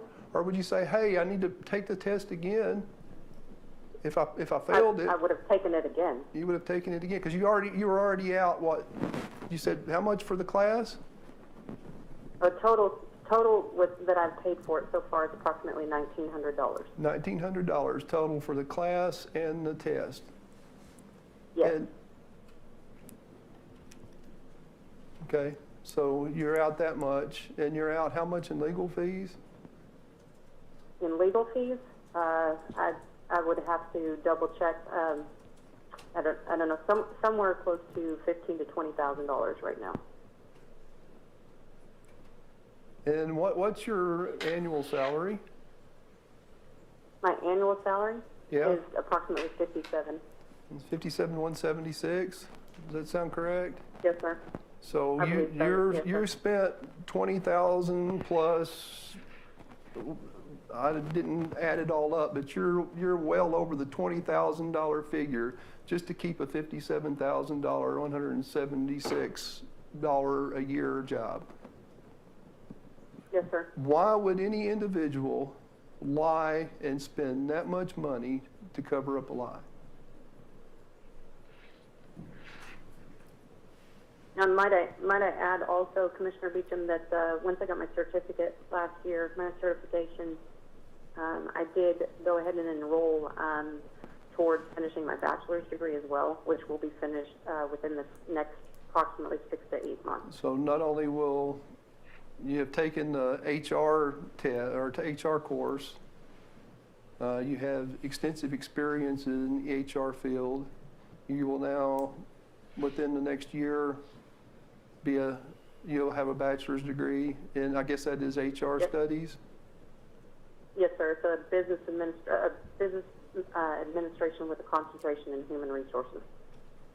So very valuable asset to Wichita County for a bargain at $57,000. Do you have any idea what your counterpart up the street makes at City of Wichita Falls? The HR director, Yes, I believe it's somewhere around 80,000. 80,000. So still considerable bargain for somebody with your experience. Any complaints filed against you from any staff in Wichita County? No, sir, not that I'm aware of. Have there, to your knowledge or to anyone else's knowledge, has anyone else in Commissioner's Court ever made an inquiry about someone's status of their certification, be it TCOL, bar exam, court reporter status?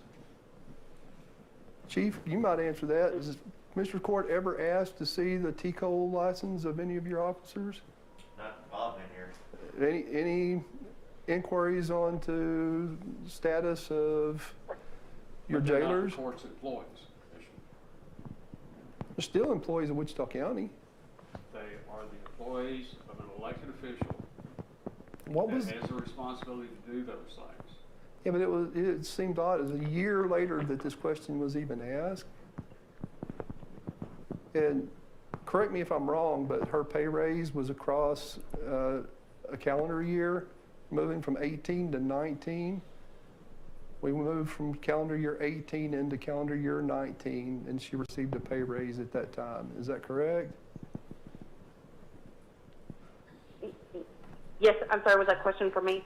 Yes, Ms. Cameron, your pay raise was received at the turn of a calendar year from 18 to 19. And I believe in that calendar year was the year that we gave across-the-board raises to all county staff, if I'm not mistaken. Yes, sir. Okay. And did you come to me at one point or sometime after that calendar year crossed over and inquired about your pay increase? Yes, sir. When the pay raises increased at the beginning of last year, so this is almost the end of the second year. Yeah. A couple of pay periods in, I'm sorry, I don't look at my paycheck when it comes in every pay period, but I had noticed that it was different than what I thought was intended. Yeah. Did for me to I get when I got inform my you before certification. that I had not intended on giving you the full amount of your pay increase? That it was contingency on performance? Yes, sir. And did you receive the full pay increase amount at that time? Yes, sir. And do you know where that came from? The paper that I received was from Nancy, and it was signed by Judge Gotham. So that was not initiated by me? It was No, initiated sir, by but Judge you were the Gossett. one I informed It when was I a received mistake, it. in fact. In which, it was a mistake, in fact, and in fact, I brought that to your attention that day, that it was a mistake, and you asked me to walk it back, and I told you no. And, okay, those are interesting things. The true test here is, does Mrs. Cameron Brumley have a certificate number from HRM? And that is not here, and it has been refuted that she has one by 2 different letters from SHRM's general counsel. That's the issue. There's enough here to understand that she has paid for the test, she's taken the test, she's gone to the trouble of enrolling in a course, taking the test. There is something that's hindering them providing that document. I do not know what that is, but there is some hindrance. We asked her some time back for those kind of receipts, any of that kind of information. But it, It's never been presented, and it was asked for. Judge, I don't believe I was ever asked for the receipts until this time. Yes, ma'am. Well, and not that it makes that much difference, but just part of the discussion is, we have on numerous occasions asked for people to have certain certificates, a certain amount of training. One of them that comes to mind is certainly our Veterans Office over there, and pay was structured for it. So it's not like it hasn't been done. It has been done on several occasions, and there were certain things put up, but I don't know that that's pertinent to what the discussion is here. Well, I think what's pertinent is that We didn't get- SHRM is telling us they have no record of her. Yeah. I bet they got a record of taking her money. That'd be interesting to know. That's my point. Did you pay for it? Do you have proof that you paid for it? I mean, they ought to have records of that. And if they can have records of that, they should have records of her. And if I paid for that and gone through all the trouble to do it, I'd be leading the charge to get it straightened out, because I'd want, you know. If you don't have any record of me, you give me my money back. she paid an attorney on her behalf to fight And this. that's exactly what we have tried to do, Commissioner Mahler. We have attempted since February to get this straightened out, thought everything was fine in March. When I was told that I could go ahead, here's a login, go ahead and order the certificate, and we will straighten out the rest. That's the almost exact wording from the email from SHRM. Do we have that email? I don't believe you have that one, but that is part of that package that Ms. Fitzgerald said she will provide.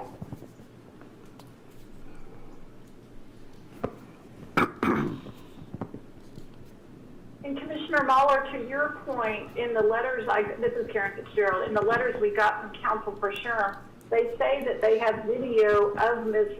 Brumley taking the exam in 2019. So there's no dispute that she took the exam. They're saying she didn't pass it, but the information she received said she did. But no one is disputing that she paid for it and took it. Yeah, to me, I mean, that's not even a major part of the discussion, it's just that when you get straightened out. Well, for me, I was told that they had no record of Amanda Cameron in Wichita County. So that's misleading. If they know that she paid her money and they know that she took the test and they say she failed the test, why can't we get documentation on that? Well, because that hasn't been furnished, could have been all this time, would have helped the situation. But the real essence is, SHRM has a policy and procedure thing they do, that when you take a test, any of these things I've ever been involved in, you have usually a letter, you have some confirmation within 30 days of it. If there's a certificate given with it, that comes shortly. You know, I would think that would be framed and in Ms. Brumley's office. She has a confirmation email that she passed the test, though. But the confirmation email that she has cannot be confirmed by SHRM. They said they could not verify that email. Was that? Well, if we get the email and it's on, you know, it's got the date, the routing number, all that stuff, we could help them verify that. We sent it to them. We sent that email when they, We sent that email, we sent the letter that was signed by Dr. Alfonso, and they said they could not verify those. Seems like it's the folks at Sherm that need to be having this discussion. Get their business in order. really, it does sound like I that. mean, Well, okay, I don't know how long that's gonna go on, but obviously, if I had spent $15,000, wasn't any farther along than this, I think I'd have backed up on that first 1,000 and said, how do we get to the heart of this? You know, that's a long way down the road to not have any more substantial information than has been furnished to me or to Commissioner Beecham.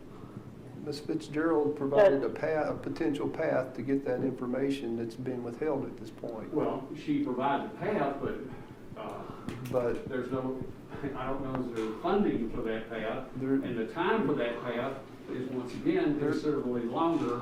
there seems to be funding to provide paths for others in this court. There have been for those, this is something that is hers to have done and gotten done.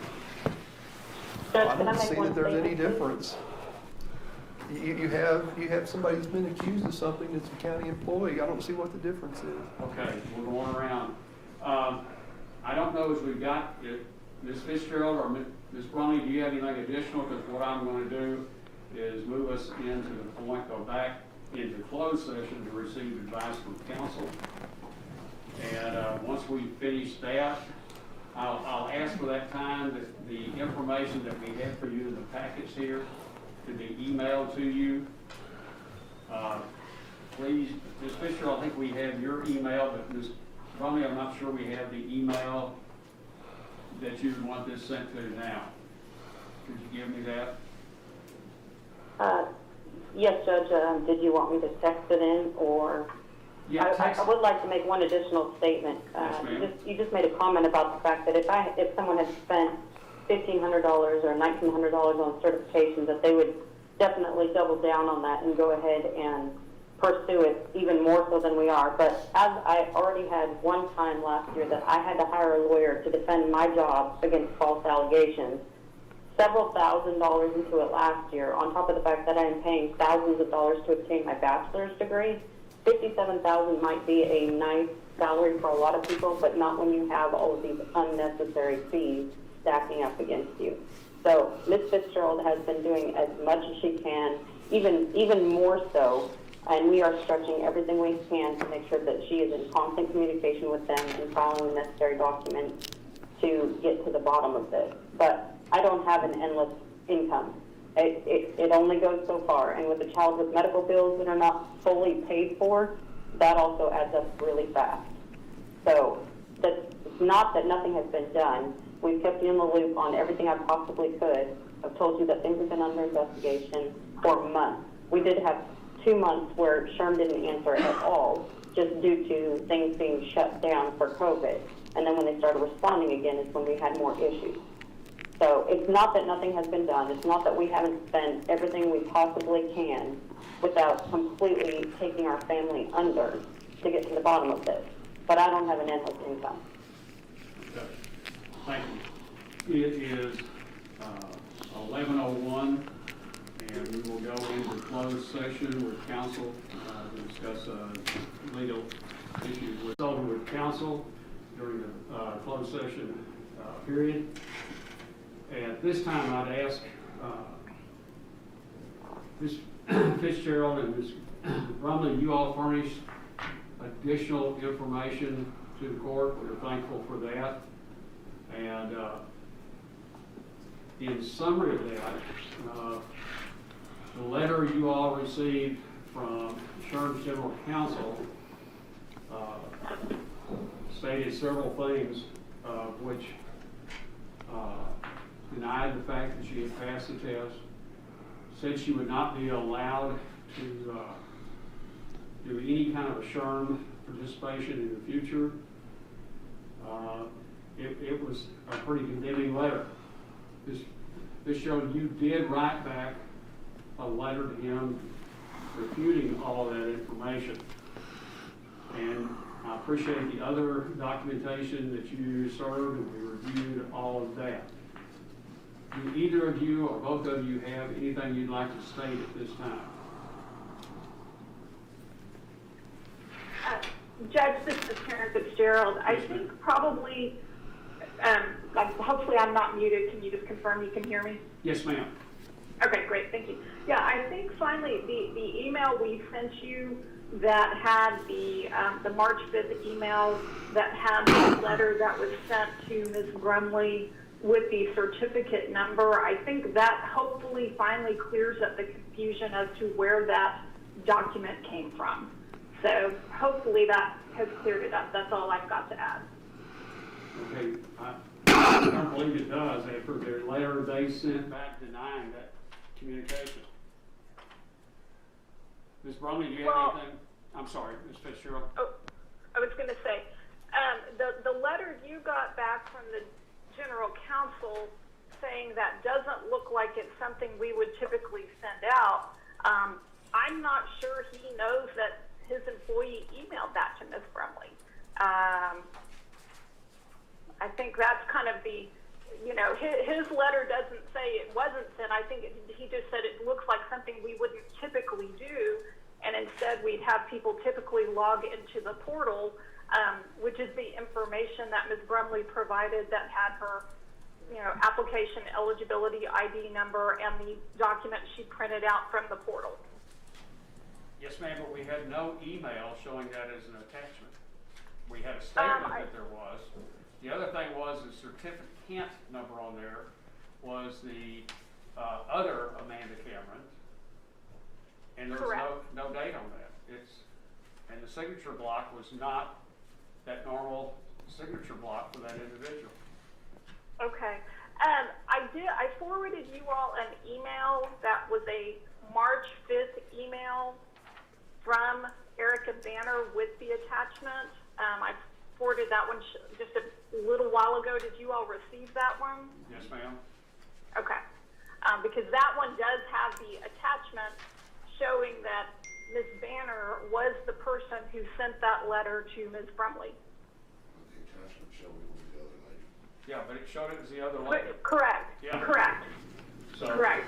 And that's where I think the confusion was on the part of SHRM in terms of Ms. Brumley didn't have a certificate number, so there's no way she would know that certificate number was incorrect when she got that letter from Ms. Banner.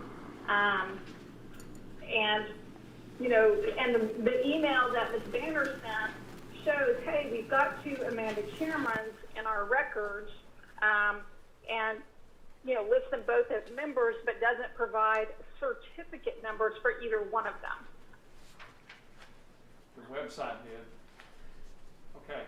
Mrs. Bromley, do you have anything additional to say? No, sir. Okay. Is there a motion being made by the court to take action on this item? Barry, you're gonna have to do that. You know the wording. After lengthy consideration in closed session with counsel, looking at numerous documents, I think that the Wichita County, I'd make the motion that Wichita County Commissioners Court dismiss the Human Resources Director. Amanda Cameron Brumley. Absolutely. Make sure, is there a second? As hard as that is to Second. say. Commissioner Harvey. Second. Any other discussion? Okay. On the motion by Commissioner Waller, seconded by Commissioner Harvey to dismiss Brumley as the HR Director of Wichita County. All in favor, signify by saying aye. Aye. Opposed, same sign. Motion carries unanimously.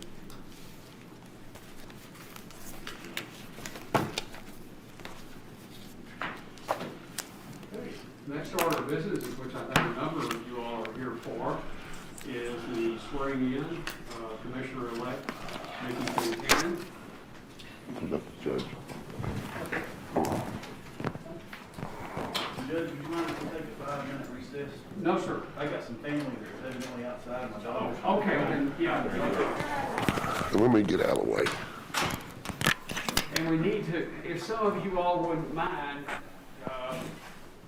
we need to kind of get the room back down to close to 11 in the gallery. It's at 1:40, we'll take a short recess. To swear in the Precinct 2 elect County Commissioner, Vicki Fincannon. If you place your right hand on the Bible. Yeah, sorry, listen. Or you can do that. We're all right. We're going to go on. I give your name in full. Mickey Fincannon, Do solemnly swear do solemnly swear that I will faithfully execute that I will faithfully execute the duties the duties of the office of the office of Wichita County of Wichita County Precinct 2 Precinct 2 Commissioner Commissioner of the state of Texas of the state of Texas and will, and will, to the best of my ability, to the best of my ability, preserve, serve, protect, protect, and defend and defend the Constitution the Constitution and laws and laws of the United States of the United States and of this state. and of this state. And I furthermore solemnly swear And I furthermore solemnly swear that I have not directly that I have not directly or indirectly or indirectly paid, paid, offered, offered, or promised to pay, or promised to pay, contributed, contributed, or promised to contribute or promised to contribute any money any money or valuable thing, or valuable thing, or promised any public office or promised any public office or employment or employment as a reward as a reward for the giving for the giving or withholding or withholding a vote at the election a vote at the election at which I was elected. at which I was elected. And I furthermore solemnly swear And I furthermore solemnly swear that I will not be that I will not be directly directly or indirectly or indirectly interested in any contract interested in any contract or claim or claim against the county, against the county, except such contracts except such contracts or claims or claims as are expressly authorized as are expressly authorized by law, by law, and accept and accept such warrants such warrants as may issue to me as made issue to me as fees of office. as fees of office. So help me God. So help me God. Congratulations, sir.